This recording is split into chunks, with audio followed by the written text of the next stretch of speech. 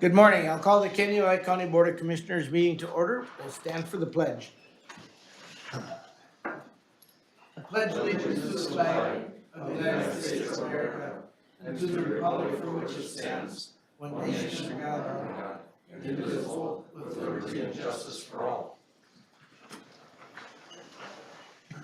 Thank you and welcome everybody, those that are here in the audience and those that may be watching us on YouTube. It is Thursday, July 18th. The meeting was moved as a result of a couple of us traveling on Tuesday. So the first order of business today is to approve the agenda. Mr. Chair, I make a motion to approve the agenda. We have a motion to approve the agenda. Do I hear a second? I'll second it. Commissioner Dwayne Anderson moved. Commissioner Dale Anderson seconds. Who's taking the minutes? You are? Okay. I'm Mary. All in favor signify by saying aye. Aye. Opposed, same sign. Motion carries. Under the consent agenda items, we have the approval of the July 2nd board minutes. We have the approval of the auditor's warrants and claims, approval of the human services warrants and claims, and then the cancellation of any human services warrants that were unnecessary. I'd entertain a motion for those items. I'll move the consent agenda. Commissioner Gardner moves on the consent. Do I hear a second? Mr. Chair, I'll second. Commissioner Berg seconds. All in favor signify by saying aye. Aye. Opposed, same sign. Motion carries. Thank you. All right, we'll move on to the general business discussion updates. So we have a community corrections update from Tammy Jo Lieber. Welcome. Good morning. Tammy Jo Lieber, Community Corrections Director for Candiota County. I'm here to give our annual update. Usually we do this at this time of year, right before our proclamation for Probation and Parole Officer Week, which is next week. I have some of my staff here today. We don't have very many because we actually have a full house across the street at a training. So I'll introduce them when we do the proclamation. I'll do we'll do a brief presentation on probation and parole, and then we'll go to the proclamation, and then I'll introduce some of the staff that are able to join us today, if that's okay. Okay.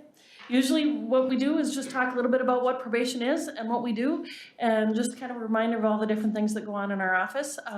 Sometimes we do smaller presentations, talking a little bit more in depth. Today, we're just gonna kind of do a real quick overview of just some of the things that some of you may have heard before, probably many times from me, but we'll kind of see if you have any questions.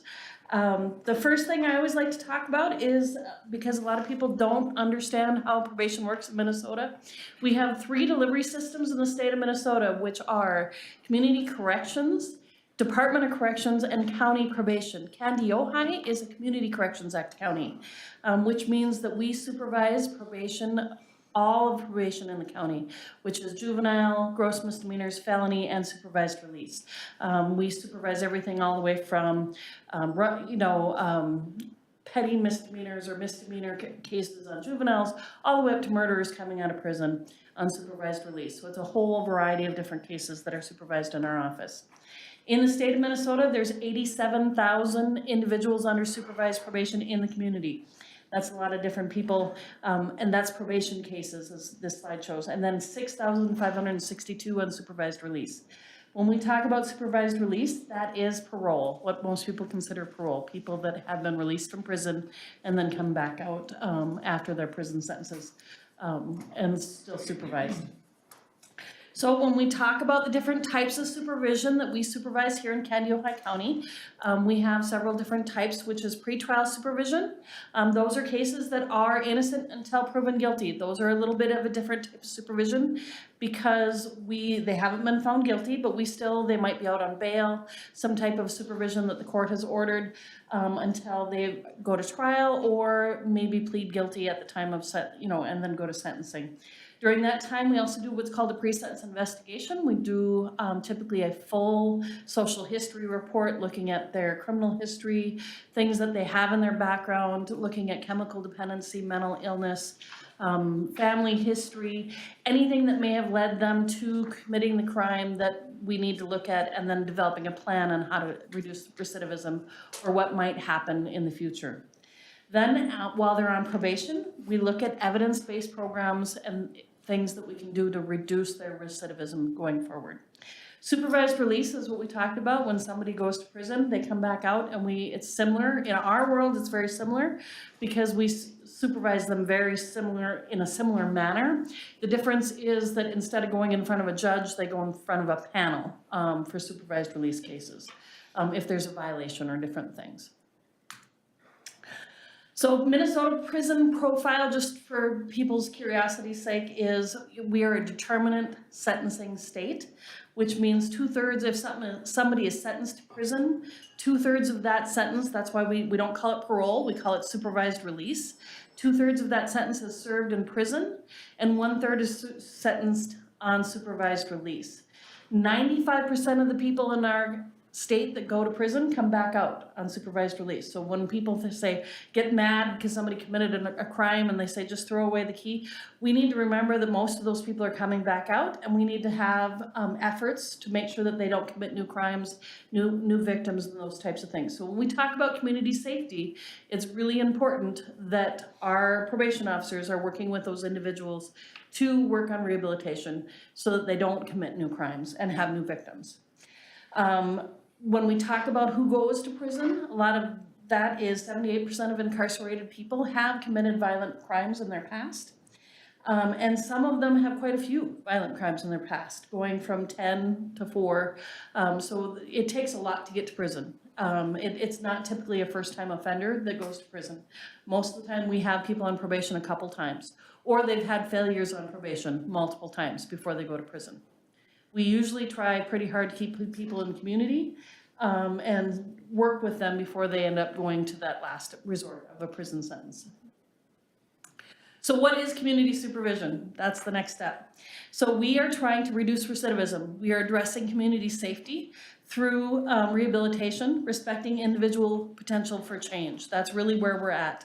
Holding people accountable, and we're trying to be victim-centered, addressing victims' rights and trying to make sure that victims' voices are heard. At the same time, we have to hold people accountable while addressing that rehabilitation. How do we do that? We use a lot of tools in probation. We might have in-person appointments. That's when we have people come into our office, we're meeting with them, we're doing a variety of things during those appointments. We go out in the field. Sometimes those field visits are in the evenings or in the weekends, checking on people, seeing what's going on at their houses, seeing where people live, what types of things are going on in their houses, if there's problems, things that need to be addressed. Sometimes it's going to the jail or the prison to address reentry planning, what they need to do when they come out of our jails or prisons, talking to them at their employment, working with collateral contacts, family, treatment centers, sometimes it's law enforcement, neighbors, employers, drug testing, alcohol testing, probationary searches of vehicles or residents to make sure that they don't have any legal contraband, and referrals, treatment, employment, education, classes, and different things. On top of that, we're also assessing risk level at all given times. What is it, low risk, medium risk, high risk? We use a variety of different tools to assess that risk level. For criminality, not perfect, right? We can never be perfect, and always we use, the tools we use can never be perfect in that realm, but we do our best to try and determine what is that risk level. Part of that reason is because if we address a whole bunch of low-risk people, not only is it a waste of resources, but we're putting low-risk people at higher risk by putting them with higher risk people. Low-risk people with high-risk people changes their risk level. So it's very important that we address risk level when working with individuals. We monitor court-ordered conditions, and then we help the people we work with develop new skills for addressing high-risk situations. So many of you have had the opportunity to come into our cognitive behavioral groups. We run many different groups. We have social skills groups. We have cognitive behavioral intervention groups. Our probation officers are working individually and in group settings to try and help probationers come up with ways to change their behaviors so that they are not getting in trouble on a regular basis. We do groups with mentally ill, with individual gender specific, with lots of different types of things. We call them decision points and moving on, thinking for change. So many different things. We also assist and monitor chemical dependency. We co-facilitate different groups on domestic violence and sex offender treatment programs. So there's lots of different things that the probation officers are involved in to try and make sure that we have the best outcomes possible. So, all of that together, we also have our specialized caseloads. And this year, we're also jumping back into drug court. As of August 1st, our drug court is gonna come back into our county, and so we will have drug court in Candy, Ohio County. In the past 7 years, it's been actually monitored by Department of Corrections. Now it's gonna come back to Candy, Ohio County, so we'll have drug court here. We also have a domestic violence unit. We are looking to expand that domestic violence unit and possibly have some intensive supervision there. We have a mental health unit that we have had we have expanded that this year with a grant through the ORAC grant and we've been able to hire a social worker to specifically work through that with both pretrial and sentenced individuals. We have our sex offender supervision unit, and we have a pre-sentence investigation unit. So with those units, we have the ability to really provide intensive services specific to the needs of the individuals we serve, and hopefully provide more community safety issues and reduce recidivism in our community. So, any questions, as I really kind of brought it down to a really quick, down and dirty, quick presentation about what we do? Any questions for Tammy Jo? Commissioner Anderson? I have a question. Thanks, Mr. Chair.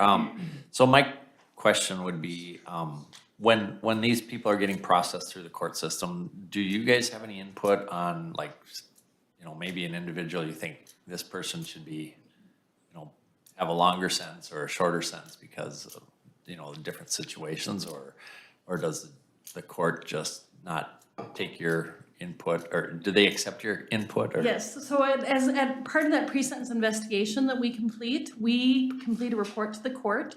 Part of that pre-sentence investigation, we do two things. For one part of that is we complete a sentencing guidelines worksheet where we go through the whole process and we look at all of the criminal history and we complete a report for the court that says this, under our sentencing guidelines in the state of Minnesota, is where an individual would fall under the sentencing guidelines based on their criminal history and the level of the offense, and we submit that to the court, okay? And that goes to the county attorney's office, the public defenders, and the court. We also have the ability, based on our risk assessment tools and everything else that we compile, that pre-sentence investigation, to say, we feel that this is an appropriate sentence, or we feel that this is an inappropriate sentence, or we agree with the plea agreement, or, there's a variety of different things. We also, as part of that pre-sentence investigation, provide a case plan that says when this person is placed on probation, these are the things that we think should happen when they're placed on probation that we think will help them be successful, so the court can order it. All right, thank you. Anyone else? Early on in your presentation, and you may have said pre-sentence investigation, I wrote down a note. Do you ever do investigations prior to any court hearings? So yes, we start the process at the first point of arrest. The first morning somebody is arrested, a certain number of bail studies are required at a certain level of offense. If somebody is arrested, we have to start a bail study that morning. So we have probation officers starting the bail studies within hours of arrest, I guess would be the way to start. And my question is, that part of the investigation is not intended to investigate the charges, is it only? No, we only investigate. That's up to the cops and the courts to do that, and the attorneys. Yes, our role is to investigate the person and the victim, like how the impact on the victim. So if we look at, there's several stages, right, before we get to sentencing. If we talk about the bail study, that bail study, we're gonna look at their criminal history. We're gonna look at their residence, if, very specifically what their risk is to abscond. So that it's very specific, very quick on a bail study. If we go to the pre-sentence investigation, we're gonna look at the individual in terms of things like I talked about, their criminal history. What the actual offense is gonna be listed. because at that point, it's gonna be legal, what the legal offense has been determined. But we also look at the impact of the victim. So we have contact with the victims, what the impact has been for the victim. We're required to either have some contact with the victim at that point. And then what the level of offense is. So we do look at the level of offense, but we don't investigate it. So even early on, your investigative report might determine the amount of bail that is set. Is that Yes. fair to say? Okay, all right, thank you. Commissioner Burke. Thank you, Mr. Chair. A couple of questions. It's really interesting to hear you go through in detail all the different kinds of services and what's happening. And these are new, a lot of these are fairly new type of services we're providing here. And it really is starting to fill some gaps, and that's really fantastic. I know there's many more gaps, and maybe we'll talk about that. But one question I had, and it looked like you were addressed that as well, that when somebody's coming out of prison, you often, would I say, get involved early on in that process? So Because on the news and on TV, and you see people walk out and then they have to go see their probation officer. Can you fill that in for me? yeah, so when somebody is coming back into Candiota High from a supervised release case, we're notified, we have to have a plan. So the prison system will send us the paperwork and we have to approve a plan. Usually at least 90 days, sometimes as much as 6 months before they're released. Before they're released from prison, we actually go out and do a site visit to the place that they're gonna be released to. And we have to approve that plan. In the past, that's pretty much been the extent of it. We are actually trying to improve those plans and look even further in depth and have contact with the caseworker, say, okay, are they gonna go to treatment? What types of processes are gonna happen when they're released so that we can have those. The one difference, one of the things I didn't mention when we talk about supervised release compared to probation is supervised release is actually usually shorter. Sometimes it's even only 90 days or 6 months because a lot of times they've served so much of their time in the prison system that we don't have as much time with them. So we have to get into that and start really working with them right away. They are supposed to be within our office within 24 hours after their release. And so we start really working with them as quickly as we can and develop a plan. Thank you. Any other questions, Commissioner Gardner? Thank you, Mr. Chair. Tammy Jo, you mentioned when you're working with these folks on reentry. One of the things you mentioned is finding resources, especially revolving around housing. That tends to be a barrier for this population because, for example, many of the public housing programs don't allow convicted felons to live in those spaces. So what resources are out there for people to, because it seems to me that having a stable housing situation would probably result in more successful reentry? So one of the things that happens is a lot of the people we're working with are people who have burnt their bridges, right? And kind of like what you're talking about is they've burnt their bridges with their family members. They've burnt bridges with their friends. I mean, they may have stolen from family. They may have stolen from friends. They may have stolen from different places. And their criminal records have said we're felony places don't allow them to live there. And so you're exactly correct. It's as they have gone through all these processes and burnt all the bridges in different places, people say, nope, we don't want you to live here. And you're exactly correct. At that point, even when they have made choices to say, you know what, I want to change my life, and people don't really accept them back because they've said, well, you've told us that 5 times. How do we believe you this time? It's really hard for family members to say, wow, this time, how do I believe you this time when you told me that the last 5 times or the last 10 times or the last 20 times. And so it gets very complicated when somebody doesn't have someplace to be, or because the next place that does accept them is exactly where we don't want them, where it is that place where it's bad influences. That's where they end up going when they don't have anywhere else to go. So we have a collection of resources that we try and help them find. We actually have a grant right now to help also address some of those housing needs on a short-term basis. We are looking for other options and different things. We have excellent resources in places like the Fortress has been excellent in helping us, and some other places that we keep building other resources. But it really, really comes back to the idea that there's always more options and finding the next space. The biggest issue that we have is a lot of times it's on an emergency basis. If somebody's released in January, sometimes, which is one of the reasons we have a grant that we just wrote and we have started developing processes.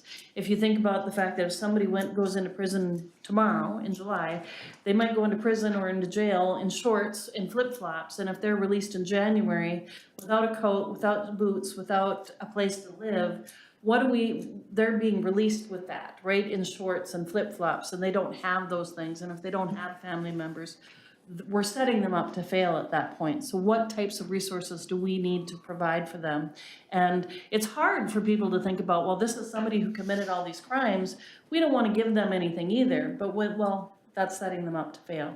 So we have started trying to develop ways that we can provide them with the coat, the hat, emergency resources to get them through those first couple days, helping them get their medications, finding ways to just give them that first couple of steps to help them get employment, because they might not have a paycheck for 2 weeks. And where do we get them to that point? Or part of our grant that we just did, we have bus tokens, right? So we had an individual came into our office, just got a job. Well, his first 2 weeks on the job, he doesn't have a paycheck. Didn't have a way to get to his job. So we were able to give him bus tokens for the first 2 weeks of the job. So things like that, just helping people get those first couple steps in. I'd be interested in learning more about the housing component to that, so I look forward to that conversation. Thank you. All right, we're running a little behind, so we'll have you move right into the proclamation. Okay, thank you. Okay, we'll start with the proclamation. So, Proclamation 2024, Pretrial Probation and Supervised Release Supervision Week, Restoring Trust and Creating Hope, July 21st through the 27th, 2024. Whereas community corrections is an essential part of the justice system. Whereas probation officers and community corrections professionals uphold the law with dignity while recognizing the right of the public to be safeguarded from criminal activity. Whereas probation officers and community corrections professionals are responsible for supervising adult and juvenile offenders in the community. Whereas probation officers and community corrections professionals are trained professionals who provide services and referrals for offenders. Whereas probation officers and community corrections professionals work in partnership with community agencies and groups. Whereas probation officers and corrections professionals promote prevention, intervention, and advocacy. Whereas probation officers and community corrections professionals provide services, support, and protection for victims. Whereas probation officers and community corrections professionals advocate community and restorative justice. Whereas probation officers and community corrections professionals are a true force for positive change in their communities. Now therefore be it resolved that Candy Ojai County Board does hereby proclaim July 21st through the 27th, 2024 as Pretrial Probation and Parole Supervision Week, and encourage all citizens to honor these probation officers and community corrections professionals and recognize their achievements. Signed this date, July 18th, 2024. Mr. Chair, I would move the proclamation for pretrial probation and supervised release supervision week. Commissioner Gardner moves on the proclamation. Do I hear a second? Mr. Chair, I will second it as a member of the advisory committee. Commissioner Great Berg. job. Commissioner Berg seconds. Any discussion? Hearing none, all in favor signify by saying aye. Aye. Opposed, same sign. Motion carries. And before you leave the podium, would you introduce staff? Yes, that is and with I'm us? gonna actually have them stand up and I'll say thank you very much, and I'll have them stand up and introduce themselves, the few that are here, and just tell them a little bit of what they do, even though honestly, interestingly enough, I have most of my newest staff here. Okay. So we'll start with Crystal and then we'll make the new ones. Yeah. Good morning, Crystal Olafs, Deputy Director with Candy Ojai County Community Corrections. And you guys don't actually have to come up to the podium, just stand up and say your name and your title. Jeremy Evans, law enforcement liaison, probation officer, I work in the mental health unit. Nice to meet everyone. Good morning, Lynn Gatewood. I'm a lead agent and I work with high-risk, medium-risk clients. I facilitate COG groups and what else do I do? A lot of mental health work as well. My name is Heather Schwartz and I am an associate agent and I deal with intake, pretrial, and low risk. Lonnie Dobmeyer, I'm also in intake unit,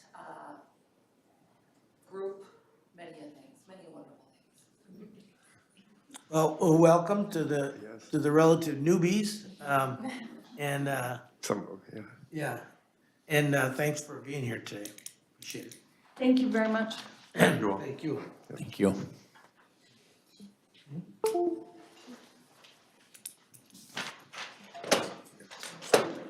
All right, we now have, a planning commission, recommendation with, Eric Van Dyken.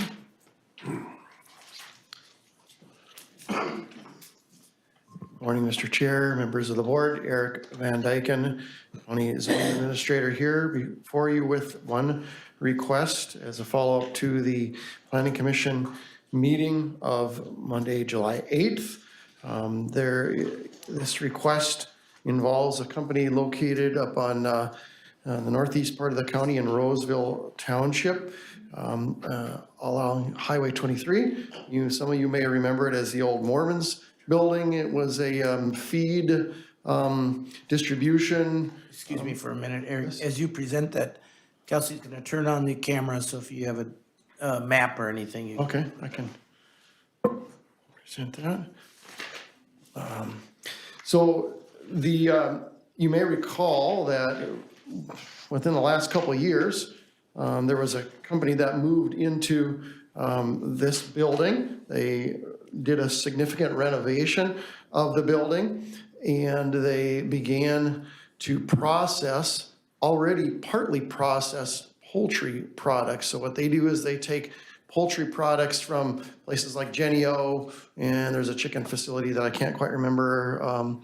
Golden Plump, the old Golden Plump. Okay, and they essentially do what they call mechanical separation.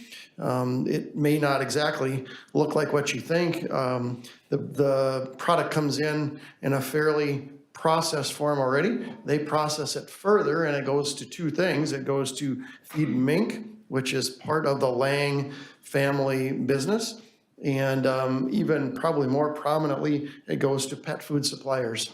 So they are basically taking a food product that has had pretty much all the human consumption product taken out of it, and they put the rest of it to good use.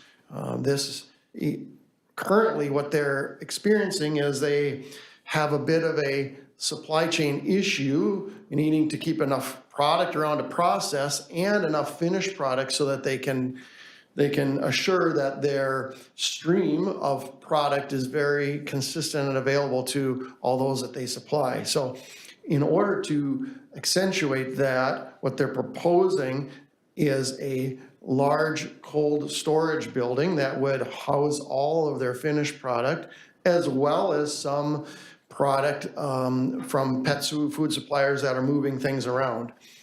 The current freezer space in their existing building that would then be converted to refrigeration as opposed to freezing, and it would be able to take all their incoming product, which currently sits in the parking lot in reefer trucks. So you have this kind of line of reefer trucks idling all the time. It's not terribly efficient for them. It also introduces just a little bit more odor and some more sound into the neighborhood, which has been a bit concerning over time. So I think one of the things that I would highlight about this proposal is, I think we always know that county can regulate, but we can't solve every problem. We can't anticipate every problem. We can't solve every problem.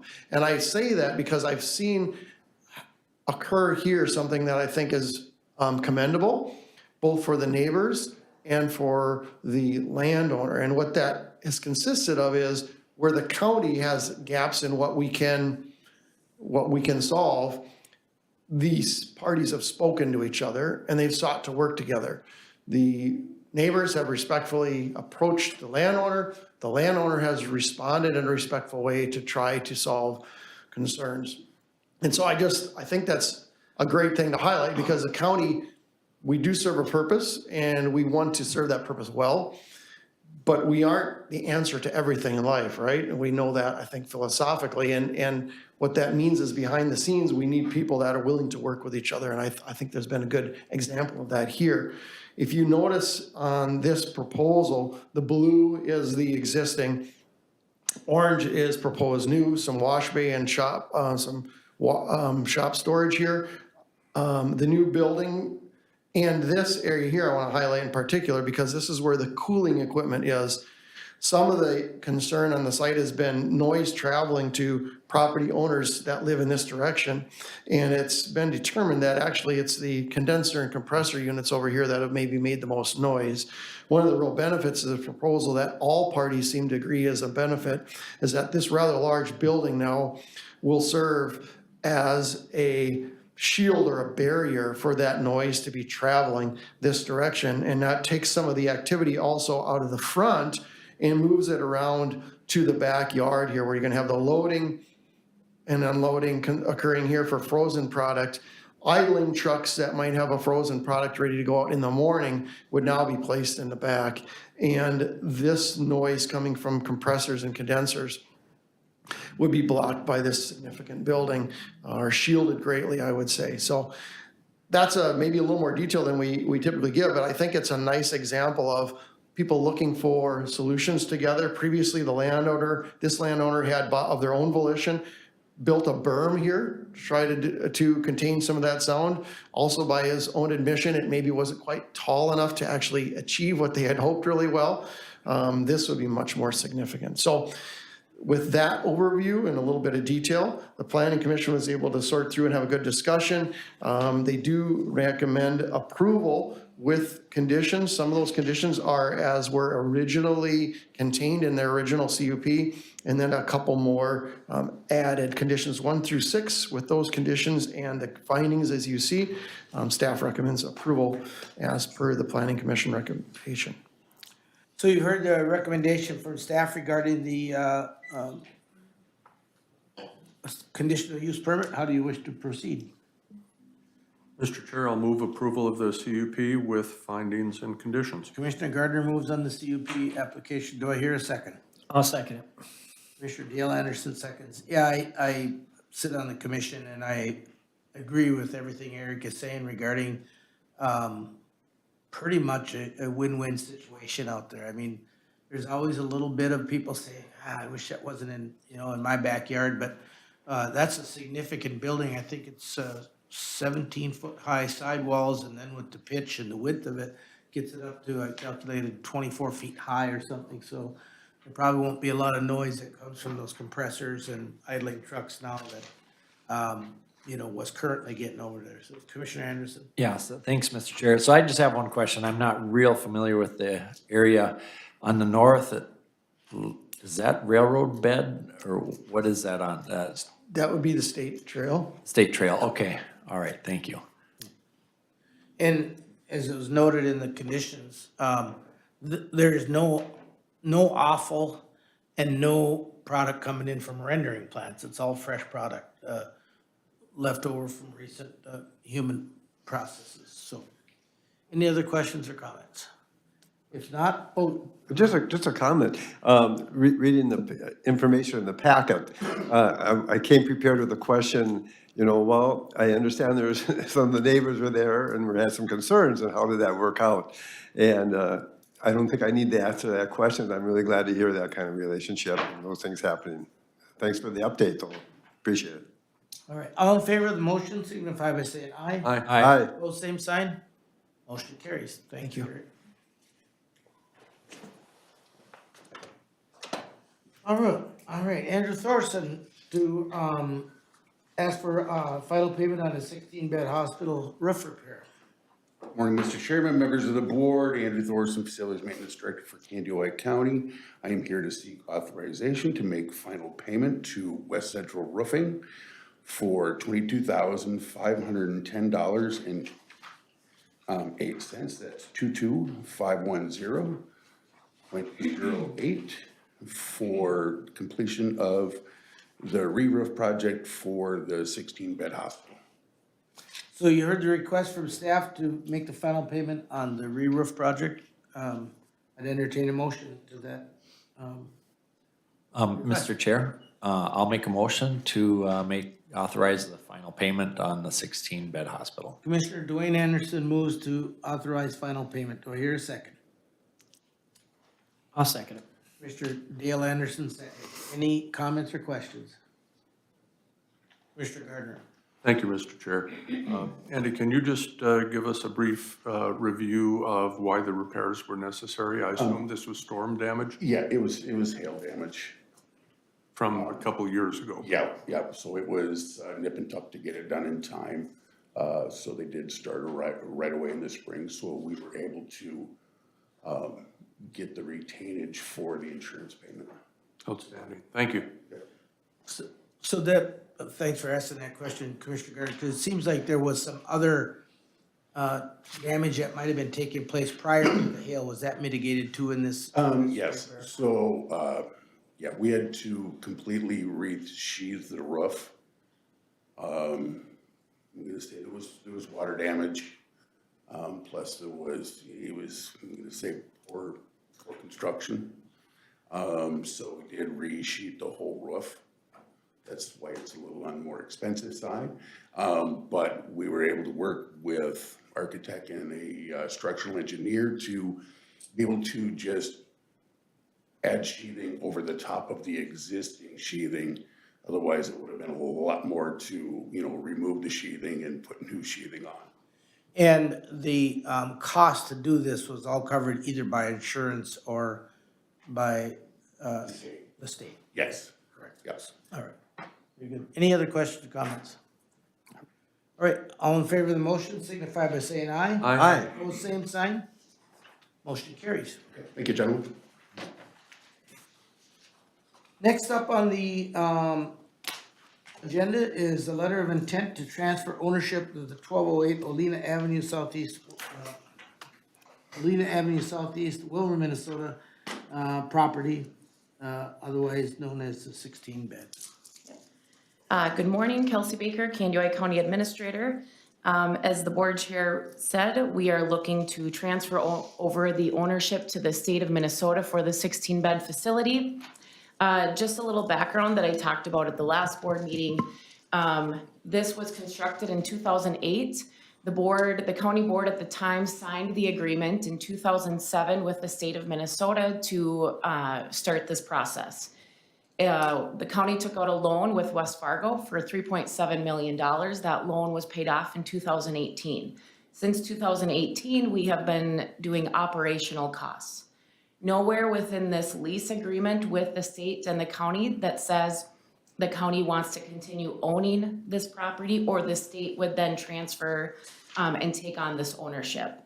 My understanding is my predecessor, along with Andy, have had conversations with the state since 2018 wanting to transfer over this ownership. Couple things to note. It does state in the lease agreement that we have rent reimbursement. So like Andy was saying, when we have different projects or different maintenance needs, the county will pay the bill, get reimbursed. We're supposed to get reimbursed per the agreement within 30 days. 60 days. Yeah. 60 days. There's another 30 days that's coming up. 60 days. Now, that 60 days doesn't always happen. That's where when I have, at the previous board meeting, when I said it's somewhat of an administrative nightmare, that's what we're referring to. We don't get reimbursed in a timely fashion, and we always want to have a good working relationship with the state. They're like a big sister or big brother, but these are situations that are tough on our end. We get reimbursed for our maintenance staff that maintain that facility, but we do not get reimbursed for my time, Andy's time, or our Chief Financial Officer, Karen Anderson's time either. So we could have worked something into the agreement, we just have never done that. I don't know if that's been brought up, and the state just wasn't in favor of that. If we were to terminate this lease, we need to have a balance completed within 60 days of the transfer. That's in reference to 7.3. Termination, we need to provide that 30-day notice. We were shooting for August 1st. Clearly, we won't make that if the board were to approve this today.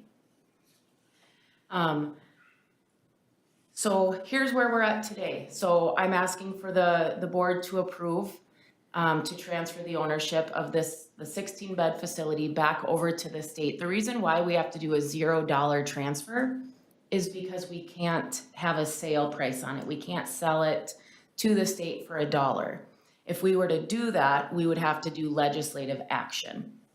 I did have Andy reach out to one of our state reps, or one of the gals we have been working with from the state regarding if the state were to close the 16-bed facility. The state, a lot like us, has to go through a procurement process.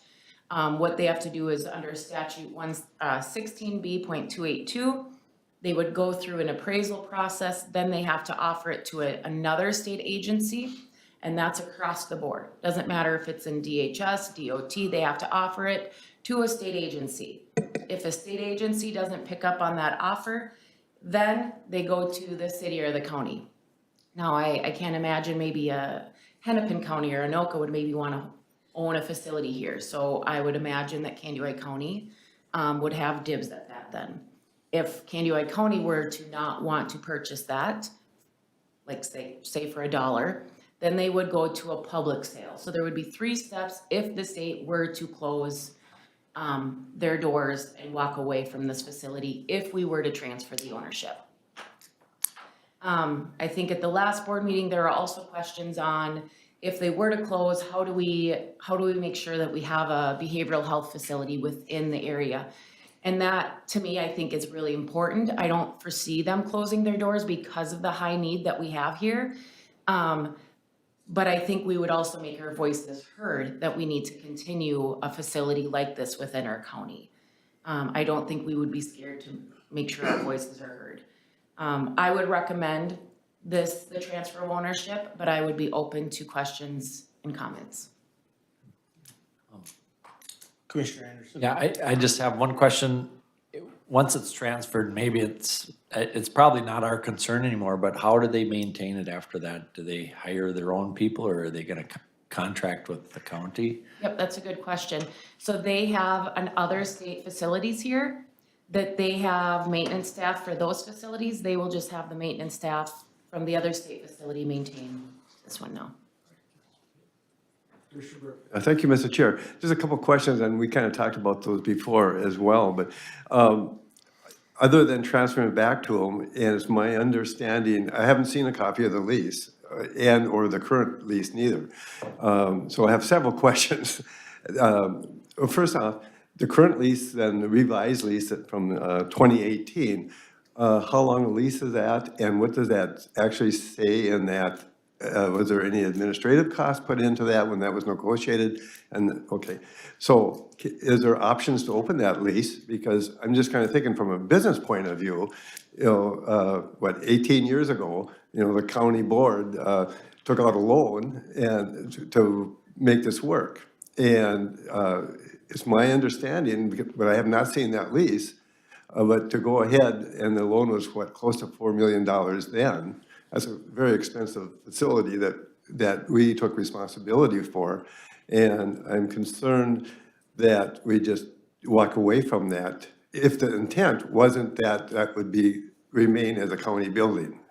And right now, not seeing the lease, I'm assuming that we own that building and there was or was not any intent, but I think we should look at that legally.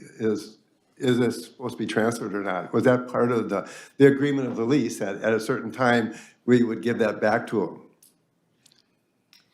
I threw a lot of questions out at you. Yep, so I can answer some of them. My understanding, and I've been here a year and a half, was my understanding from my predecessor was that the intent was for the county to never own this facility long-term, was to eventually transfer this back. In the agreement, in section 19, it does say, and I can also share this with you all, and I want to say it has been shared at board in previous years, that I don't recall in my 12 years ever seeing a lease. And it preceded me by about 8 years, I think. that it does talk about a transfer of ownership. that if we were to do that, the document shall be executed by the parties hereto so that the state of Minnesota Department of Finance is authorized to issue payments to a new party. So it talks about if we were to transfer ownership.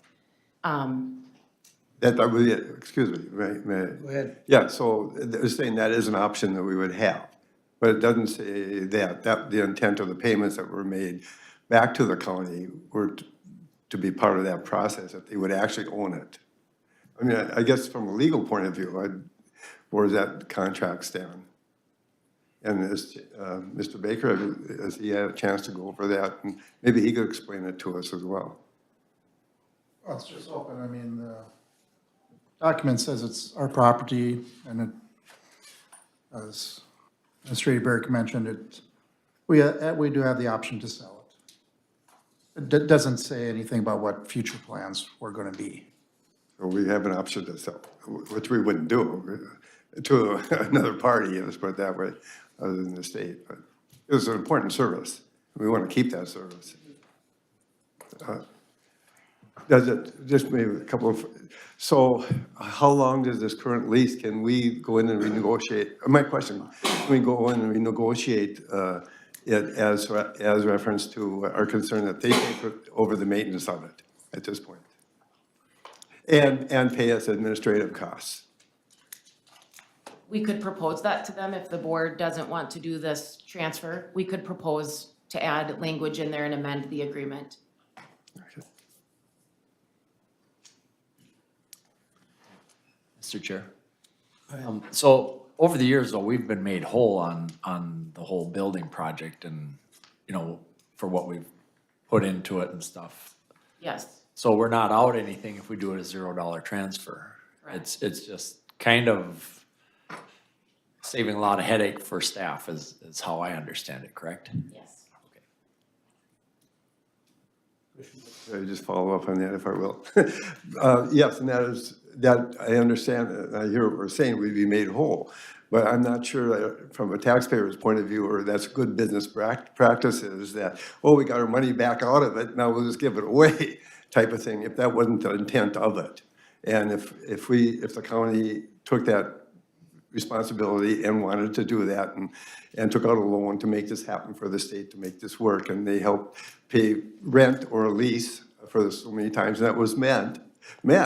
I just want to be really clear, this is a county building, and if I ran a business, I would really think twice before I would just give it away, even though it would make me whole. I made my money back out of it, let's put it that way. And that we continued all these years already, that we wouldn't kind of continue to tweak it, make it a better lease, let's put it that way. But I still like to know if we could break that lease or go back and renegotiate it, if that's in the lease, and how long that is for. So, go ahead, Commissioner Gardner. Thank you, Mr. Chair. So, Kelsey, my understanding is that this building would not have been built had the county not participated in this. That's historically true? Okay. So, over the years, we've had the benefit of having the program in here. We've had the benefit of having those employees here in our community. It was a good thing for us, and I presume that we have recouped our costs through that lease.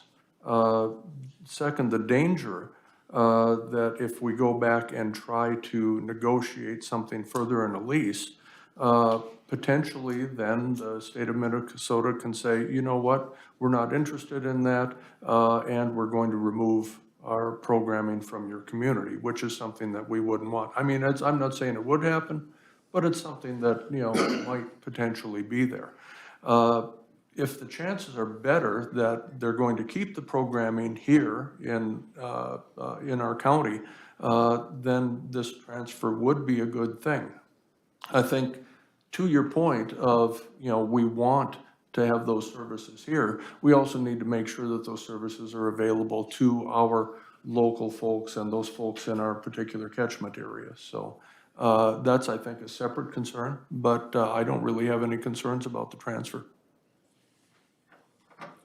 So one of the concerns that was brought up at the last meeting is and I think with the demand out there, we don't need to worry about it too much, but it isn't in, I think we ask you if you would, if the state would consider a continuation of services, and if they don't, then there's some clawback. I'm really not very comfortable without any of us, there's 5 of us up here, and any of us having ever seen that, that lease, that I don't think there's any urgency to this being done before August 6th. So I guess I would recommend that we give us a chance to see a copy of the lease, to read it. There's a great likelihood I'll support it, but I think we'd be doing our fiduciary responsibility by looking at the lease and making sure we understand as much as we possibly can before we go forward. Unless there is some sort of deadline that has to be met, and to the point of, pardon me, Commissioner Gardner, worrying about whether the state would threaten to leave if we don't have a decent lease. That's probably a pretty valuable building for housing, example, or Woodland Centers, or anybody else that, you've got a building that if we took out a loan for $4 million in 2008, surely should be worth more than $4 million today. So I just don't see any need to, or urgency to approve this today. I guess the only thing that's in my head, and I'm just thinking quickly here, but what's it costing us administratively, would you guess, to keep on the way we are now? I mean, is it costing us a lot of money, or, I mean, just a guess? I know you can't put an exact number on it, but. Well, I know, we don't get our annual invoice to the state doesn't get paid on time. I think we're still working on 2022 on getting paid for then. So we have that. I spend quite a bit of time. I know Karen spends a lot of time, because the state is very meticulous on every invoice. So we have to give them a copy of every little invoice. If it's for a box of screws, yeah, you have to justify that box of screws and that box of screws. We basically have to testify that that box of screws is only used there, we don't take a screw anywhere else.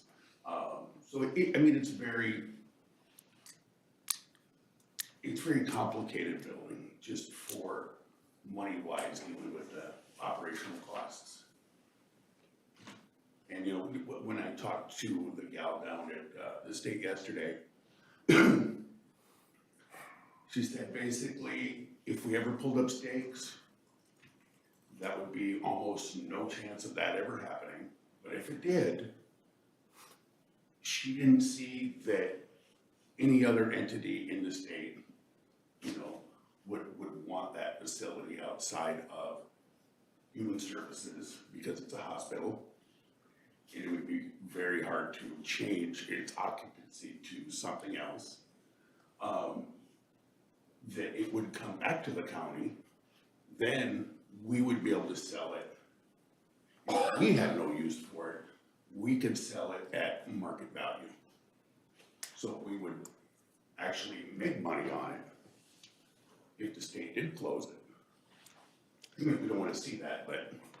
That is my, excuse me. Go ahead. Thank you, Mr. Chair. That is my point, is, from a business perspective and a legal perspective, what are our options? But I'm also, I don't want to rock the boat too much, and the things we're dealing with is, as you've heard us talk before at the board meeting with Department of Human Services and billing and so forth, and the 18 County Mental Health Consortium, and the hassle we're having to go through there and possibly front them from these dollars. And we've been to the board just recently saying, will our board be willing to put money in there as well to front that? So this is nothing new, that it's a hassle to work with the state, and it seems like it's getting worse. And that's why I'm thinking that before we jump into that point of saying, that if we had a business deal and we own this property, and this property was, I'm interested to know what the value of that property would be. And if it is ours, that we wouldn't try some other options first and see if we can negotiate with the state that we change the lease and that they provide those services, so we don't have to bill for those services at that point. And maybe we would get a small amount for administrative costs if there are any connected with it. I mean, that'd be part of the lease. We do that with Prairie Lakes Youth Program, for example, and so forth. But so each lease could be negotiated different ways, my understanding. Correct, and to make a correction, this was introduced to the board. The lease was in the board packet at the first meeting. Was it? Okay, I In missed that. 2023. It has been introduced to the board in the past. So the board has had this lease agreement and the exhibit and the amendment of number 17 in front of them at a board meeting prior to this. And that was last year when the amendment to that lease was approved. So I just think we have talked about this. And I think if it's up to the board's wishes to not take action, that's fine. We can go back and look at more information. We were just taking direction from our facilities committee to go down this path. And so that was the direction we were given. And I think at facilities committee, I may be the one who said we should look into it. But I stand by my position that I don't think we need to rush into it. And so if it was presented to us, did you say the first meeting of 2023? Yeah, I can get the exact date when I. If it was the first meeting, that was our reorganization meeting, that's No, kind it of a. was, I can't really see on this. Yeah. But anyway, In March, I believe. so at the time, it was a routine, basically renewal of a lease that I know Larry was very, felt very strongly that we should consider this. And I still think we should let's move it to the August 6th meeting and take it up then when we have a chance to have our questions answered. And then, Mr. Chair, yeah, and we deal with so many contracts and leases and so forth that I don't remember seeing that at this point. Maybe we can get that in our packet if we do something like that. That'd be helpful. But also, I want to recognize that you inherited this issue, and I'm not asking you to be totally knowledgeable, Administrator Baker, on this, because you just had to jump in. And Andy, I appreciate your frustrations, and I've heard the last several years of what this has been, and I'm just saying, I'm not sure what steps were actually always taken place before, and before we give away a multi-million-dollar business property that we own, I want to make sure we look at all the options. We did not pay for this, right? There are no, we are reimbursed 100%. We made the payments, we rented it, we leased it out, yes. If this is the wishes of the full board, then yes, we can go back, but, The I'm county not- has not a dollar No. into it, other than my time, Kelsey's time, and Karen's time. and that has been for years. Yeah. So, and that has never really been addressed until now. And so, like I said, if it's the wishes of the full board to push this to August 6th, then we can go back and continue to look at and provide the lease agreements in there. And just to give an example, from the state's eyes, is it would be beneficial to them, just for ease of operations. Every time they wanna do something in the building that costs more than $1,000, they have to request us to hire somebody to come in and give them a quote for the work. Then it goes back to the state for approval. They wanted a break room remodel. They sent us a written request, so we do the work. I hire an architect, not an architect, but a contractor to come in, basically write up the specs, what these people wanna do. Then it goes down to the state admin department of construction services, they draw it up. Then we go back out and get basically bids for it. Then it has to go back to St. Paul to get approved. And it's been 3 months and we haven't screwed a screw.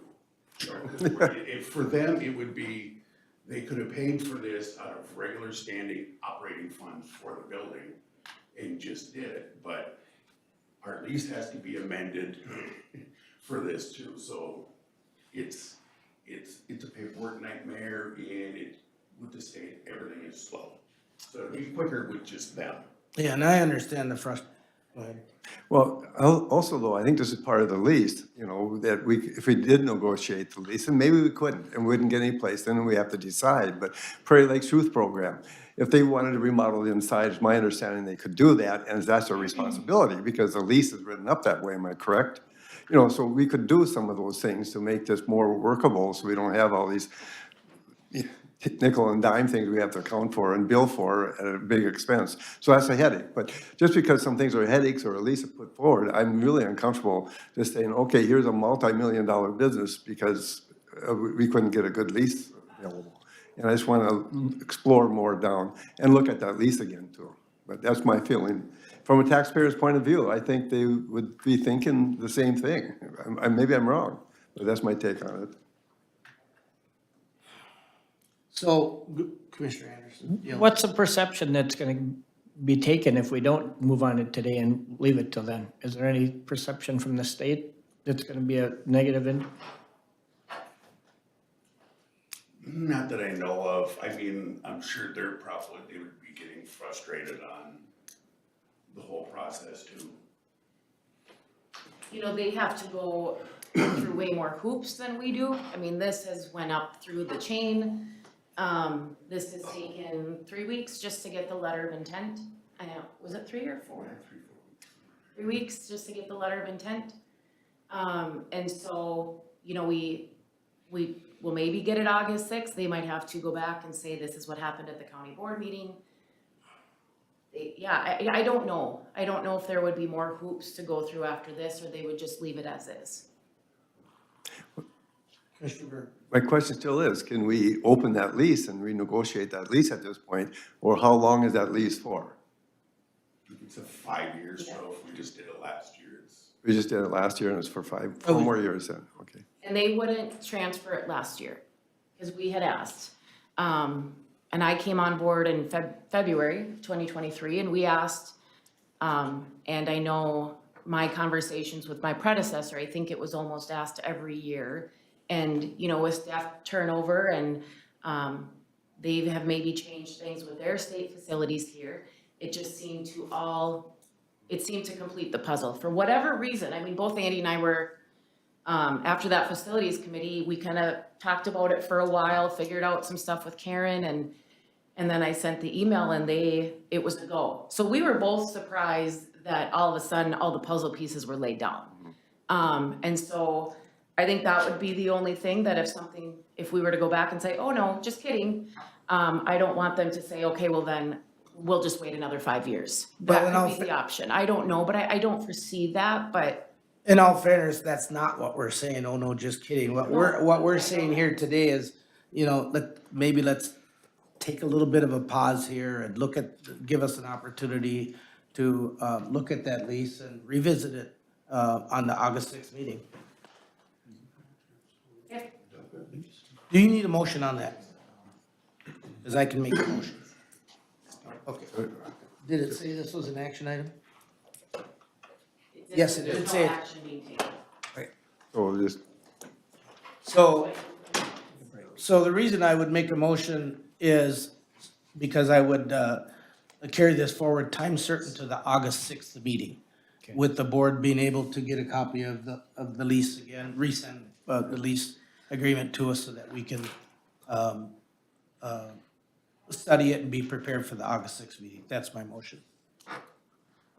For discussion, I'll second that, and if I may, inherent in that, of course, would be the county attorney taking a look at it and advising us of what our Absolutely. options are under the current lease, yes? Absolutely. All in favor of the motion signify by saying aye. Aye. The motion was to carry it forward to the August 6th meeting. All opposed? Motion carries.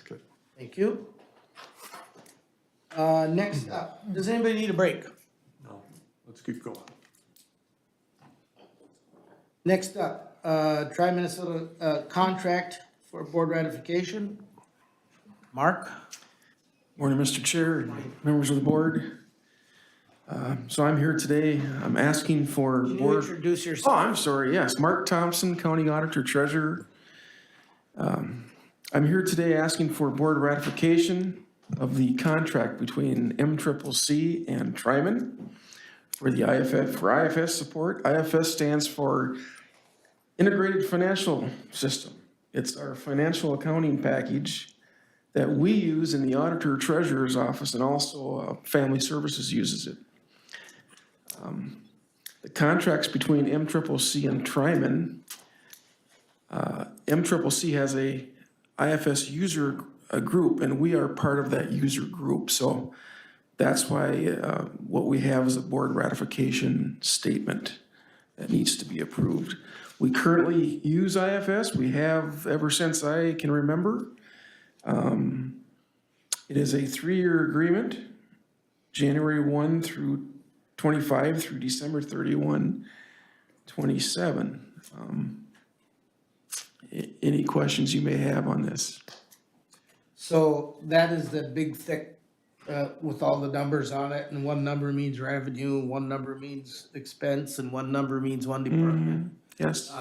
That takes us Yeah, usually a decade to. basically the accounting system or chart of accounts and all that, so. Any other any questions for Mark?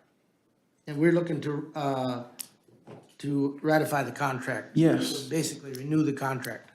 Any major changes that, other than probably, Price-wise, normal increases? in- right, and I think you've got a list of the prices in the back, so. Again, we're a member of the Midstate Co-op. We use CPT. I think, Roger, you're on the board, okay. And all the Midstate counties are IFS users, and they have the same agreement that they need to ratify, so. Mr. Chair, I also move that we ratify the. Commissioner Berg moves on the, contract with Tryman, for IFS services. Do I hear a second? I'll second that, Mr. Chair. Commissioner Dwayne Anderson seconds. Any further discussion or comments?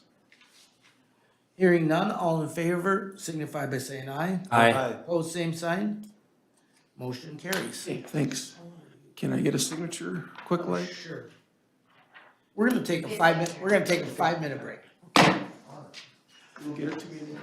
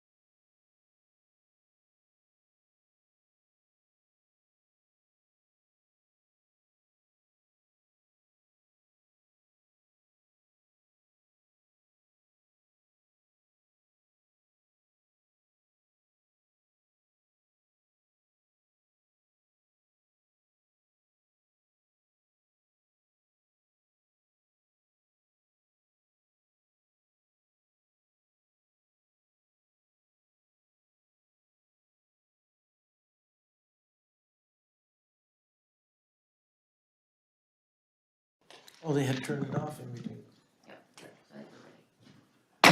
We will reconvene the Kaneohe County Board of Commissioners. Up next on the agenda is a budget update, 2025 budget update with Administrator Baker.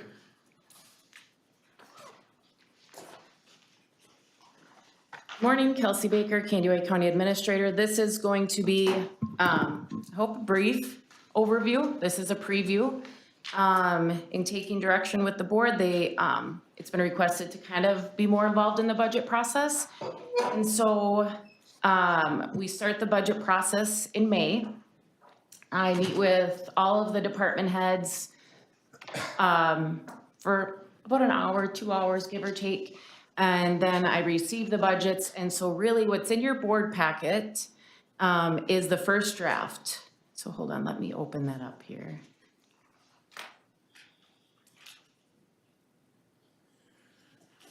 Sorry. So within your board packet, you have tax levy information, the history going back to 2016. You have the net budget comparison with revenue and expenses. And then we have our quasi-governmental request for 2025. So like I said, this is the first working draft, and in all reality, this has already changed. But this is just a good preview of what you will be seeing coming August 20th when we do our full budget work session with all of the department heads, like I've mentioned before. But I wanted to give a few key points when you're reviewing, and I am not gonna go line by line on the comparison. I am not gonna go line by line on the quasi-governmental requests. I'm gonna interrupt you for just a second. Really, that August, what, 23rd? 20th meeting is the time where we can get into the weeds on it. So today, especially in light of, we have a tour scheduled.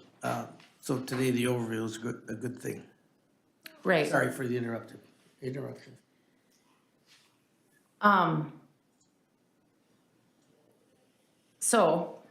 Today was supposed to be the second quarter financial report. Due to the auditors being here last week, I didn't ask any of the financial staff to get those reports done. So at our August 6th meeting, we will have the second quarterly financial reports being given. Extension will be here to review their request. The HRA will be here to review their request. The EDC and the SWCD will all be here to review or to go over their quasi-governmental requests. Some have increased, some haven't. Typically HRA, EDC will have always come. I just asked extension because of their increase and possible changes going into 2025. And then SWCD has a request, and I've communicated with the director over there, and I've asked her to come. I think they're justifiable, but I want to make sure that it gives you guys enough time when we approve the preliminary budget. So like I said, this is the first working draft. This is very fluid, but I wanted to also add in the 2014 levy was 1.17, and the 2015 levy was 2.8. In 2018, 14 and 15, our CPA dropped a little bit. You go back to 2008 was probably our highest levy, which in my opinion is pretty low compared to others. Our levy in 2008 was 6.8. That's when our CPA, we all know what was happening with the economy at that point. But as you can see, from 2016 to 2014, we've stayed pretty low on our levies. 2016, we had a landfill project. 2019, we had a couple different projects. Therefore, we went over that 4%. 2024, those were the wages. That's where we came in with that 5. For 2025, you'll see on the net comparison under solid waste that we have the 3.2. That's because in every 5 years, we do a cell construction project at the landfill, which is a huge undertaking. And so that's included in the budget. And then we also have a capital equipment purchase for landfill, which is around $880,000. Those two projects, I would already recommend we would take those from reserves. We have our wages plus the COLA. I just want to note though, with the wage changes, we are looking at, now it's not consistent though in every department because not every position is the same. So some positions, we're able to hire more qualified candidates and we're fully staffed, like in our law enforcement and our dispatch. I was having conversations with the sheriff last year around this time and he was pleading, I mean, we were losing, we couldn't maintain staff within our dispatch. So I thank you for those wages and I know the staff really appreciated that as well. In the orange on the Excel spreadsheet, that's all the county appropriations. So that's something to keep in mind too. If they have gotten that increase, you'll also see that, because not all are listed on the quasi-government sheet, so just a note of that. Our health insurance, we have a meeting coming up here in August, a preliminary, and then we'll pull in the committee. We have not heard about our increase. We have guesstimated 20% for our health insurance increase. Therefore, we put a 10% in the budget because we split 50-50 with the employer and the employee. So that's just a note that if that were to come in at a 29%, that would also be a moving target as well. So like I said, when I say the word fluid, this is very fluid today. So just keep that in mind. One change that we've already made to the budget, and I included the riparian aid ditch dollars that we get from the state from Bowser. We're currently at $621,277. That's a give or take number. I've had conversations with our public works staff and drainage manager. We're gonna utilize some of those buffer dollars in 2025 to help offset some of our capital equipment purchases. So that's one of those changes. And then, like I said, we'll have those entities coming at the August 6th meeting, and then we'll do our budget presentation August 20th. We're also continuing to look at FTEs. You know, we're not, I was just talking with Mel this morning at our department head meetings. I said, I really can't beat this anymore. We talk about this and how we look at positions and do we need to refill? Do we need to restructure? So lots of times organizations are quick to refill because they need that position right away. My model and concept is let's pause, let's relook, let's make sure this is working. And if it is, great, then we look to refill. And we've consistently been doing that. But I'm trying to make it more aware within the department head group. And that's also really good then to talk about our organizational structure and how are things working? Should we streamline more things? Should we include technology? So those are things that will be a continuous process. That's not something that I went into 2025 thinking I'm gonna cut 10 FTEs. That was never the thought process. It was where are some loopholes or where are things that we can restructure and that it makes more sense. Inflationary issues we have seen over the past few years. You know, I think I commend my predecessor. He ran a good budget. I think that's not necessarily anything I'm saying now, but when we have inflationary issues and we're doing these large innovative projects, we have to always be forward thinking in the budget. And so I think I said this last year as I found it in my notes, how I look at the budget, it's never a stagnant that I'm always gonna promise a 3% and under. I'm never gonna be that administrator. I wanna make sure that we can always ebb and flow with the times and always be forward thinking to make sure that if we do have some projects or we do have some wages that we're able to go high and then come back down and even that out throughout the years. I think the biggest hurdle now is that we're working towards is because the 5 last year, we just need to level out that levy, the levy certified amount, that 38 million. With you bringing that up, going into 26, will help even that levy out. We're not looking at any additional employees. I commend our Health and Human Services Director is sitting in the room now. I have said, can you work within your capacity with the budget? And other departments have done it. Health and Human Services are working on that right now. And so I really appreciate the collaboration between the staff and I throughout this budget. And I think that's moving forward, that we're kind of finding our groove with how we work together. So I'm really proud of the staff to being understanding with this.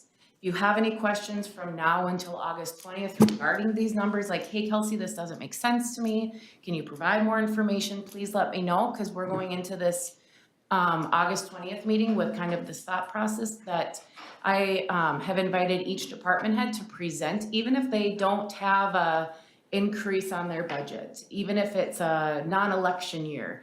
I'm still asking departments to come, and I'm thinking we'll do this every other year, where every department head comes and presents on kind of what's their vision for the next year. Maybe it's the next 2 years that we'll be looking at different equipments and things like that. And for them to tell you their story on the budget, you know, at the road and bridge meeting, we talked about for Public Works, the preservation and planning. And that's really where I'm looking at for 25 is this preservation and planning. You know, working with the board, we're doing this board governance training, doing this strategic planning, figuring out kind of our organizational structure. So that's something we'll really be looking into for 2025. And I'm excited for the budget meeting come August 20th, because I think it will be a good insight and overview for the commissioners going into the second meeting in September when you approve the preliminary levy. So like I said before, if you have any questions from now until August 20th, please let me know and we'll be able to hopefully answer. And it's not just, it can be any department that you have a question on, that we can make sure we can get those answered and we have that information ready to go. Other than that, I don't have anything else. Any questions for Kelsey, Administrator Baker right now?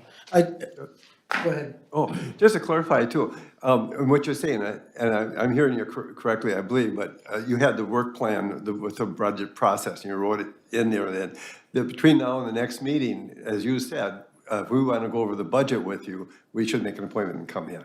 Yep. Correct. So here's our chance to, maybe if you want to get in more details or more questions than here. But also the other question is, that I have, and you know, and I'm not asking you to address it at this moment, but the concerns we had with the budget before was levy for the salary increases and to get caught up getting those on the levy. And you mentioned the 5%. You know, last year our levy was 5% to deal with that, but that didn't deal it in whole. So that's a discussion that I would ask you later on, probably.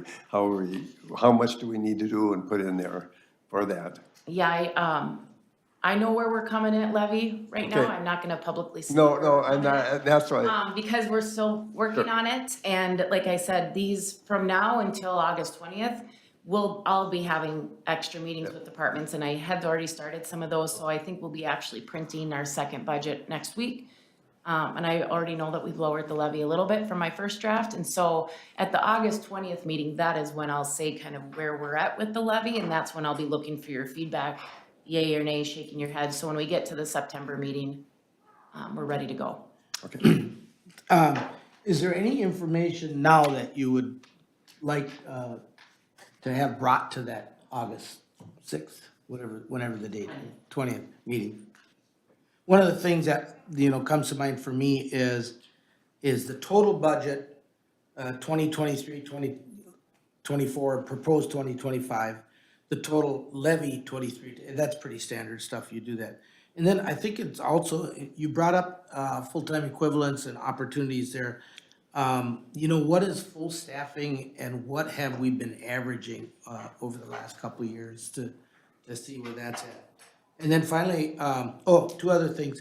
The 2024 budget, actual versus, or budget versus year-to-date. So in other words, if we budgeted $10 million for a department, halfway through the year, we'd have spent $5 million. And where are we at? Are we over? Are we under? Is it serious or? That's something you'll receive at the next board meeting, the August 6th, Okay. for the second quarter financial report. Will that have the interest earned too year-to-date?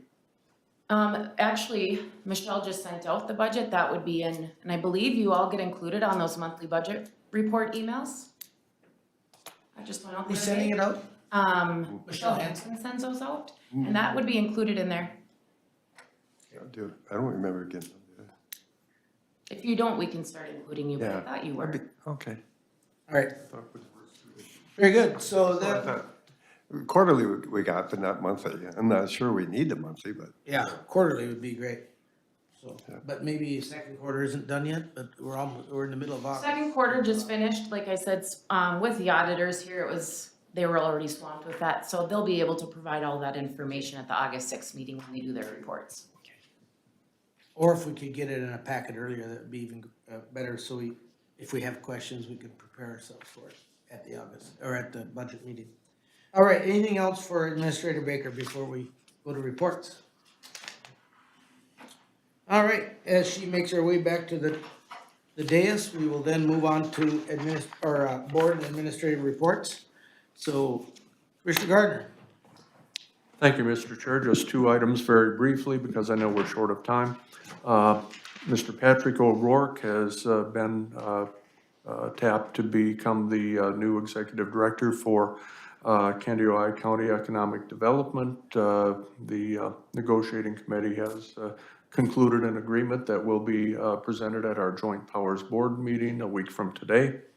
We're looking forward to having him come on board. I know he's already attending meetings in the community and so forth, and looks like he's ready to hit the ground running.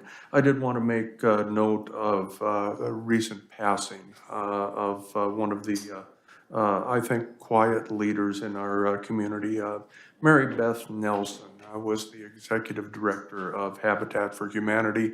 And we lost her recently. Her service is going to be held at the, I want to say it's the Little Crow Conference Center, is that the name? On Saturday. Little Crow Resort and Conference Center, Saturday at 11 a.m. And she was a great advocate for housing and helping those folks who are housing insecure in our community, and she'll be greatly missed. Commissioner Dale Anderson. Just a couple of things. I had a Historical Society meeting. They are still working with, they had some mold issues and they're working with them.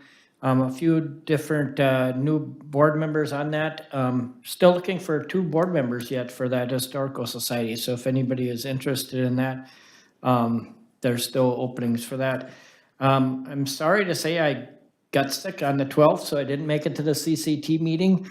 And I feel bad I wasn't able to make it to that. But on Monday the 15th, I had a trails meeting for the Glacial Ridge Trail up in Pope County, and trying to get that kind of reorganized again. It kind of fell apart for a little bit, and we're trying to get things going, trying to get the kiosks back going and put some information in those and get some pamphlets out so people know where that is. I'm really working on a way to get an app or to get a way to get it on our cell phones so that if you want to go down the trail, you can just hit it and it'll tell you where to go and where you're at. And just make it a lot easier, because people will get out in the Sunberg area and they get scared because they're out in the middle of nowhere. The road gets narrower and it's not a very big trail out there. So people get scared and then they just get out of it because they don't know where they're at and they get concerned they're not going to ever get back out of it. But so they're working on trying to find a way to get an app so that you could just be able to follow that through the whole trail system. One thing that I guess isn't an actual committee meeting, but I have been working with Marlon Marquardt to try and get a sign put up for his Veterans Golf Course. And I just want to say thanks to the veterans group here for the county. Annabeth has been helping with that. And really, finally, we did get a sign put up, and it's on 71 on our land. And hopefully that'll work out so people can understand and see where that golf course is for the veterans. It's a veterans-only course, but I think it's a good thing that somebody is willing to do that. And we did get that funded through the Minnesota Veterans Group, so they help pay for it. So other than that, Prairie Woods, I was only able to be at that on Monday night for about a half an hour because I had another meeting with the Fair Board at that same time, so I had to kind of split that in half. But a lot of cool things that are happening with Prairie Woods. They're going to be redoing their some of their land back into wildflowers. They got a grant for some money to rebuild some of the CRP back into wildflowers, and then also the preschool is coming along. They're going to start remodeling and getting ready for that. Hopefully having an opening in the beginning of next year. So just a couple of things that I was there for that. So that's all I have. Thank you. Commissioner Dwayne Anderson? Yep. So last week over the weekend, I attended the NACO conference. It was from July 12th through the 15th. I went and one of the meetings I was at was a telecom and technology policy meeting. What I like about going to these conferences is, a lot of times you learn a lot, but you also get to hear from people that they might not be the person in charge, but they are maybe an assistant. So at that meeting, they had the deputy BEAD director who spoke, which was Courtney Dozier. If that's right last name, I'm not how to say it, but anyway, so it's really good to hear their perspective and then have them explain it to you, so I'm not hearing information like third or fourth hand. And then they were also available during the whole conference to speak to someone like that. I also went to a GIS meeting. During that meeting, they talked about updating county systems and what kind of process and how to kind of get through all the politics of updating all the systems and that sort of thing. It was kind of interesting hearing some of the stories there. We also discussed malware, spyware, spam, all that sort of thing. If you ever want to stay awake at night, you go to one of those kind of meetings because it really scares you. A lot of times they basically just tell you if somebody wants to get into your system, they can. And fortunately, we have some really good IT people that are staying on top of it, because I did talk to Scott about it this morning before our meeting, and he said, he stays awake too. But anyway, so basically at that meeting, they said the needle in the haystack is getting smaller, which means that it's getting harder to detect things like malware. But the good part about that is if you set up multiple modes of authentication, you'll be able to stop most attacks, which basically means you put in your password, username, password, and then it'll send maybe a text that you say that it is you to get into a system. That'll basically stop most attacks. I also went to Rural Action Caucus meeting with Commissioner Imdek. We both attended the Financial Management 101. I probably shouldn't say a whole lot because I don't want to take any away from you. But we attended that, which was very informative. It kind of talks about county budgeting and financial management, and kind of gives a perspective of where county commissioners come in on that sort of thing. We both attended the Roberts Rules 102 meeting, which was very interesting, but then sometimes you get a lot of questions and then it kind of gets down like rabbit holes, and then maybe don't hear some of the things you maybe were hoping to hear. And then also attended general session, achievement awards. We did the Minnesota County Caucus. Attended a couple of Mary Jo McGuire's receptions. She was outgoing NACO president, so that was kind of fun. And then NACO annual business meeting where we elected George Dunlap as the second vice president for NACO. So he's a gentleman, I believe from Georgia is where he's from. So, and then one other thing that's coming up this weekend is Weed Fest over at Diamond Lake in the park there, and I encourage everybody to attend it. It's this Saturday. If you have questions, if you have a lake, and you want to know what kind of weed is in your lake, you can bring it there and they can identify it. But then they also have other events there and entertainment and stuff that's going on. So it sounds like a lot of fun. Thank you once again for clarifying you're talking about lake weeds. Well, there was some people from Northern California there too, so. Administrator Baker, do you have more to add? Just a couple of things. Should I? Oh, I'm sorry. Okay, a quick update. I'll go Sorry. through this really quick. But first I want to thank Commissioner Anderson, Commissioner Imdek for going to the NACO meeting. I know that's a quick trip out there and a quick trip back, and it's not partying at all. And it sounds like you had some really interesting sessions. So I know it takes away from your family, but thank you for representing the board there. I appreciate that. I'm sure we all do. I had a fairly busy week, even though a couple of weeks, even though some of the committees were canceled. The EDC and Commissioner Gardner kind of hit upon that. We spent a whole day just for the interview process, and as well as the EDC on another day, I had a joint ops meeting that I'm a liaison representative. And that was a very good meeting, you know, following up on everything. We had a Community Corrections Advisory Committee, and a lot of the information was shared today.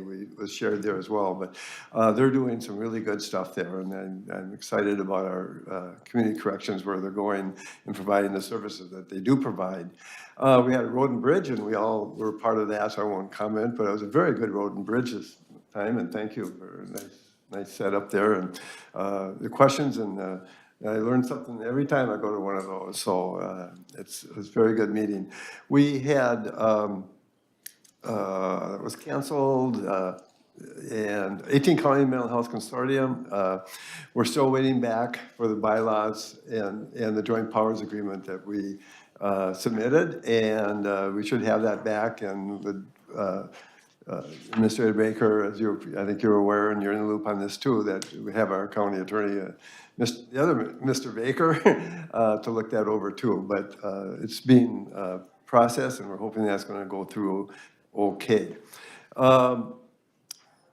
Library was canceled, and I had a Health and Human Services Committee meeting, and Commissioner Gardner and I attended that, and it was a very good meeting. A lot of time was spent on some restructuring of the children's services, and we greatly appreciate the update and how they're putting a lot of time and effort in this, and it was a very good meeting, and we set some future dates for us. So I appreciate that meeting. It was a good start. Another thing that's been taking some time this week is the Prairie Lakes Youth Program. We had a regular board meeting yesterday morning, and so there's a lot of things happening there on many different levels, and a lot of little pieces to when you have a fire like that. So it's interesting to hear kind of the stories on that as well. But moving forward, how do we move forward? And we're working on that, and actually we scheduled some special board meetings even in 2 weeks again to go over things, because we're kind of in a crunch time frame about how we move and where we take the kids, and we're talking about the schools, and the schools are stepping up and trying to help us too, because we have to have programming with the schools as well, and where do we have the classes then? So we're working on that, and at this point I really don't have any details probably to share, other than that we're looking at many different options, and these options we just have to explore more, and before we make them public, because also if you make one option public, some people might be like surprised, really, or no, or they forgot about this option or whatever. So I hopefully can give a better report maybe next time, or a little bit more detail. And that pretty well brings me up to speed, so thank you. I just have a couple of the dates that are on your agenda. We would like to schedule a Health and Human Services work session for August 6th, following the board meeting. This would be to kind of highlight the financial unit and the financial assistance with the unwinding and the certain changes that we just recently received from DHS. We think this is a really timely fashion. So if that would work, we will add that to your calendars. And then we'll continue the board governance training, which will be Tuesday, August 13th from 8:30 to 1. Location to be determined. I'll send out where we're gonna do that in a few weeks. And then October 8th, we would like to do the road and bridge tour. We talked about this at our road and bridge meeting last week, that we would like to plan a tour. And so what date works for the staff is October 8th. I believe that's a Tuesday, and we're kind of thinking like 9:30 to 2. We have we have a community corrections, I think, advisory meeting on the 8th. I got it in my calendar. But we can possibly change that too. Well, it's kind of a long ways away, but Yeah, 8 to 2. What's the time frame again? 9:30 to 2. 9:30 to 2. That's fine. 9 to 2, we'll kind of finalize that, but if, Yep. does it work for the other 3? Which date again? October 8th, because then I can maybe work with Tammy Jo. It was still Yeah. August. Oh, I'm Well, sorry. isn't there another day that would be Well, possible, like the ninth? Mr. Chair, we're just looking for a date. We're not stuck on, we had it September 24th and then we had some conflicts with that. So if, we collectively can come up with a date, we don't really care. Actually, if we'd be done by noon, or would we be done by noon on a tour? You know, Probably not. we haven't done, what we were thinking about doing is actually, getting a bus and actually just looking at some key projects we've done with local option sales tax, some park projects, some drainage projects. We've not really done this for maybe a year and a half. And, yeah, and I feel that sometimes some of these projects we get done, we talk about them on the overhead, we talk about them in PowerPoints, but then you drive by them and wonder what we did there, and it's like, well, that was, it's just this like boots on the ground, kind of touch it, feel it. That's it, So, So my point is what we'd like to do is do a little bit of a tour, just grab lunch somewhere and then kind of finish it up. But the county is, 36 miles long, so it's, so we couldn't do, community corrections on the same day. What about October 9th or 10th? That would be a Wednesday or a Thursday. Either day? I'm sure we all are so busy, we have so much on our calendar already. Yes, I have the PAC 4 on the 9th and. can do the 10th. Would the afternoon of the 8th work though? Like after the advisory council? And it would get pretty late in the day. If we don't get done from 8 to noon, then it would be like from No, 1. no, yeah, the road tour Yeah, would that just be would like be from for- 1 to 5. Yeah. Is that okay Even- if we go till even- 5? It would be for me, but, Right, I mean, would that? that- or could we do a noon to 4? I don't know. On the- Well, grab a advisory lunch. council's from 12 to 1, so we would have to just start like about 1:30 to 5. I mean, does it matter if we're going after 4:30 a little bit? What about Monday the 7th? Yeah. Monday the 7th?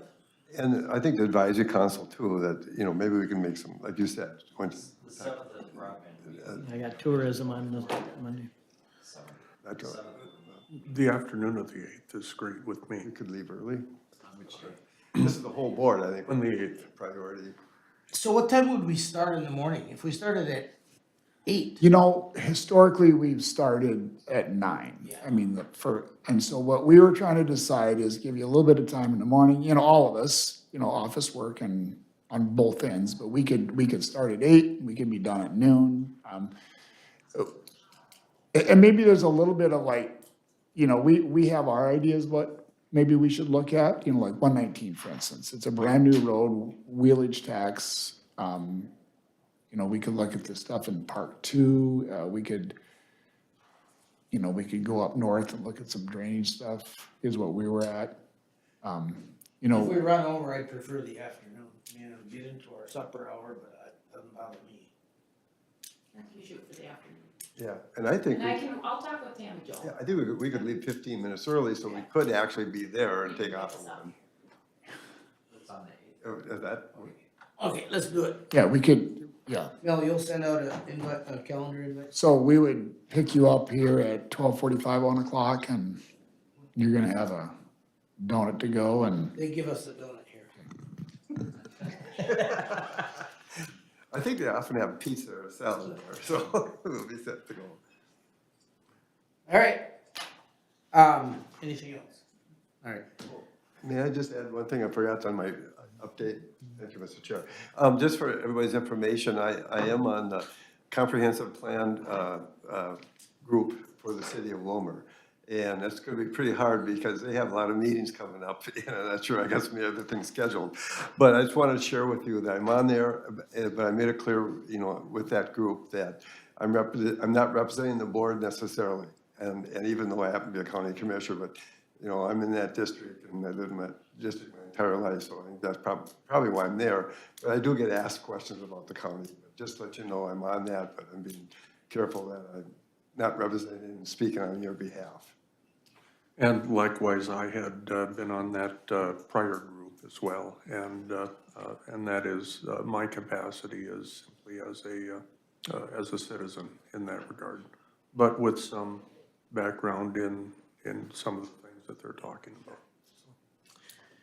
Okay, so I have, first of all, I want to thank the board and the administrator for, and all staff for, allowing for Commissioner Anderson and I to be able to go to the conference. It is truly, a lot of valuable information that we take out of those conferences, I guess.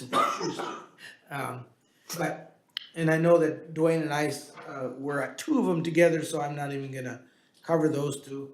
But I'm on the Economic Development Workforce Policy Committee, and so that was the, how I spent most of my first day. And there was a tremendous amount of information in there, including information about housing. One of the biggest issues in housing today, and we see it here too, is investors buying up homes and using them as rental properties, basically taking them away, the opportunities away from private owners. And I'll just touch on that for a second. Some communities are using a right of first refusal to have the last chance to buy that property to make it available for housing. Whether it works here or not would remain to be seen. But a lot of information on the housing, and then also a lot of information on workforce, obviously, regarding skilled immigrant. I don't know if, just as an example, there's a million people in the United States that were born in the United States that are highly educated. There's doctors that are driving taxi cabs and Ubers because they aren't allowed to work here. If you can't speak English at a certain fluid level, you're not allowed to be a nurse in the United States. Even though they had to take what they call the NCLEX, the test to be a nurse, in English. So you got all these skilled laborers, you got a shortage of nurses, but you can't use them. So that was one of the policy things they're trying to get changed. Then we had a lot of representation from the state of Minnesota, as Dwayne had mentioned, regarding the Minnesota Rural Caucus, including about Airbnbs and opiate drug, the company Deterra out of Minnetonka presented. And then finally, I had put in an application in the category of county resilience, infrastructure, energy, and sustainability. I entered the preserving monarch butterfly habitat on county road right-of-ways, and it was selected. It didn't get the grand poobah, but it was selected against, I mean, there's a tremendous amount of competition for these awards from all across, you can imagine, over 3,000 counties. So I was pleased to see that was selected as an award candidate. So that's all I have. And with that, we will be adjourned.